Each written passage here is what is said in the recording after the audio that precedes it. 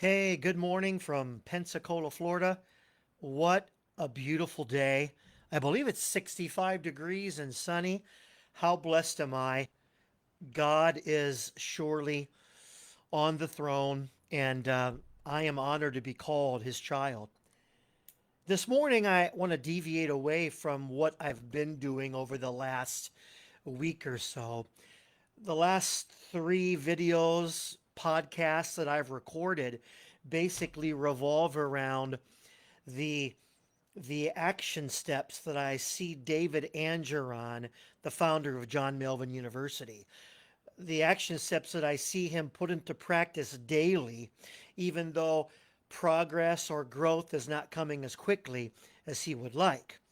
Well, today I'm going to just kind of get into a different lane, and here's the reason why. I got a call from a friend this morning who was he was down. He began to cry, and my heart's still heavy. But he said, Don, there are some there are there are people in my organization that just don't respect me, and because I'm a person, it hurts.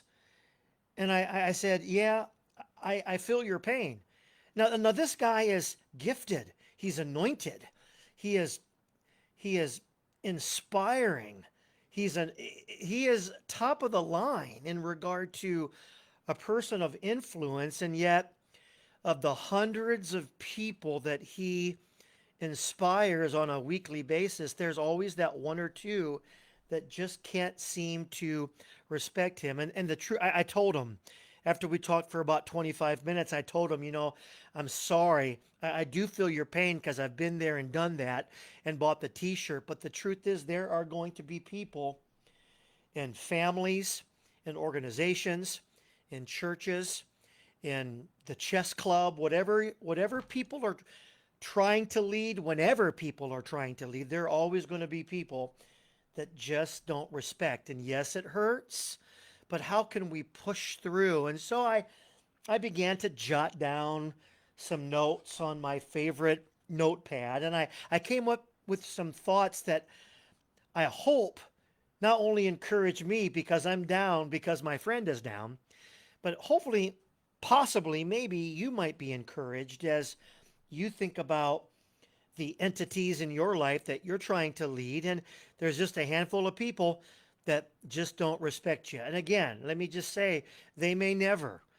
It is what it is. I've made peace with that. I think he's working through making peace with that as well. But let me just share five quick thoughts, real quick, about respect and how to keep on keeping on when there's a handful of people that just don't seem to think highly of you. And again, it's going to happen. Okay. Number one, lead with character, not reaction. I began to jot this down. Lead with character, not reaction. Respect might not be given ever, but integrity is always noticed. 1 Peter 2:12 is really a great verse. Keep your conduct honorable. John Wooden, the greatest college basketball coach possibly in the history of college basketball. I've read several of his biographies, and he had this quote, and I found it interesting. He said, be more concerned with your character than your reputation. Wow, that's good. And I recall this instance when Coach Wooden was facing a lot of criticism, and it was early in his coaching career, but he refused to retaliate or defend himself or play tit for tat or get caught up in your dog bit me, so I'm going to bite your dog. But he consistently modeled integrity and built one of the most successful college programs in the history of college basketball. Act with restraint. Don't get mad. Don't get even. Process it.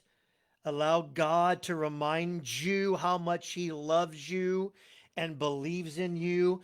Act with restraint, maturity, even when others don't.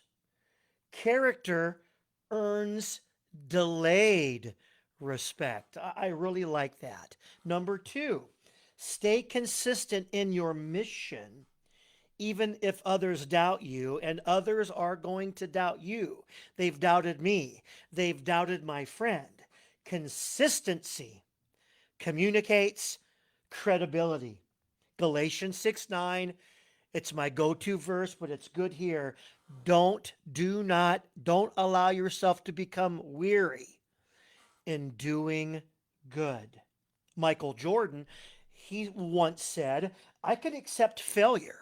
Everyone fails at something, but I cannot accept not trying. So we keep trying, even though we might be failing in regard to other people respecting us, but we keep on keeping on because we know we must not grow weary in doing good. You know, Nehemiah rebuilt Jerusalem's wall. What a great book in the Old Testament, and what a great study on leadership during difficult times. But Nehemiah rebuilt Jerusalem's wall despite ridicule, resistance, people questioning his leadership, and a major lack of respect. But he persevered and he created momentum and unity. I told this to my friend. I'm going to tell it to myself, and I want to tell it to you. Keep showing up. Keep showing up. Even skeptical people that look at you with disrespect might eventually trust the leader who does not quit.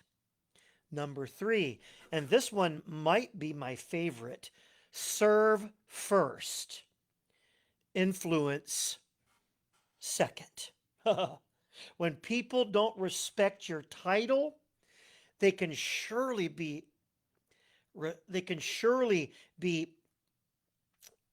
influenced and inspired and changed and moved by your service. It's tough, it's not easy, but I find myself trying to serve the people that disrespect me the most. I try hardest to serve those who disrespect me the most. Is it easy? No. Is it what a godly leader does? You bet your britches. Mark 10:43, another great go-to verse. Whoever wants to become great among you must be your servant. Tim Tebow, here's a quote. He once told anybody that would listen, hey, we're not here to just win games. We're here to make a difference. And I just got to believe that people that don't respect our leadership are going to be changed when we are trying to giving every ounce of energy we have to make a difference in their lives. And if it never changes, it never changes. But we can look in the mirror every morning and say, I'm serving people that might not respect me, but that's exactly what Jesus would do. Tebow wasn't always respected. As a matter of fact, even in this day and age, Tebow is a punchline in a lot of jokes because people think it's funny to make fun of godly people. That's in vogue. I don't like it, but it is what it is. They would criticize his playing style. He couldn't throw the football whatsoever. He was really a linebacker playing quarterback, but his humility, his charity, his servant hearted approach gave him massive influence off the field. And isn't that what we're all trying to get? God help us. Massive influence in the lives of people off the field who can't help but be drawn to the fact that we are trying to live our lives as Jesus lived his life. So let's find ways to serve our people in practical but noticeable ways where they have to work hard to conjure up any thoughts of disrespect for us whatsoever. Respect grows from the ground up. Number four, Communicate calmly and clearly, even to those who are, quote, dissing you or disrespecting you or making fun of you or whatever. Influence grows when you stay steady in the midst of offensive words or being made fun of or being disrespected. We must not get emotional. I am an emotional creature. I was born that way. My friend is emotional, but we pledge to one another to make sure that we separate emotion so that we can continue to keep our eyes on Jesus, to live our lives like he would live his life in 2025. Proverbs 15:1, a gentle answer turns away wrath. Bill Walsh once said this: the leader who stays poised when other people are disrespecting him or making fun of him or not buying into what he is selling can change the temperature of the room simply by his reaction to the situation. And that is so good. When the 49ers, the team he was coaching, they were struggling. Early in Walsh's tenure as the head coach, they stunk. They're worse than the Steelers are in 2025. But players didn't initially buy into him and his system and his mannerisms and his jokes and his attempt to build relationships, but his calm, methodical approach eventually transformed the franchise and the dynasty. And now I can't think of a single soul on the planet that doesn't respect the name of Bill Walsh. De-escalate tension. You don't have to stand up for yourselves when you're being made fun of. Just chew on it, turn the other cheek, and say, you know what? I'm going to keep on keeping on. Again, is it easy? No. Is it what Jesus would do? Yes. Calm leadership earns respect over time. Last but not least, let your work speak louder than your words. Results soften resistance. Matthew 7:16, by your fruit you will be recognized. Serena Williams, the great Serena Williams, said, the success of your efforts will quiet the noise around you. And here is the honest to goodness truth: God will grant you success as a godly leader as he defines the word. Not so much how the world defines success, but how he, God Almighty, defines a person living a successful life. Man, Serena, she faced critics. They questioned her style, her demeanor, her body build, her sex. But instead of responding verbally, she just let her championships define her influence. Focus on excellence. Excellence for the kingdom.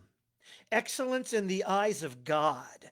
Excellence in regard to a holy and right lifestyle. A life set off to the side for God's special purposes and his purposes alone. People may resist your leadership, but sustained, godly love and performance will open closed relational doors. There it is. I've shared from my heart. Let's all pray throughout this day that those who don't quite want to give us a chance will give us a chance because they see so much of God oozing out of every fiber of our being. God bless. Have a good day.